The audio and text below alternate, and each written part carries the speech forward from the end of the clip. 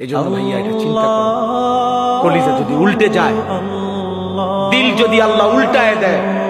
আল্লাহ যদি বলে নাফরমান এই পরিমাণ পাপ করছো, নারী, ছবি, জিনা, ব্যভিচার, মদ, জুয়া, অসভ্যতার, নোংরামি, অশ্লীলতার, বেহায়াপনি, যা হাইওয়ান,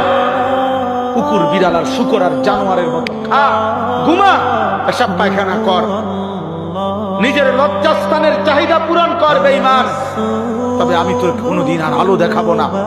আমার সেজদা দিতে দেব না, আমার আখিরাত আর কোনোদিন তোকে দেখাবো না, আমার জান্নাত আর দেব না, আমি আর কোনোদিন তোকে 50 বছর খা,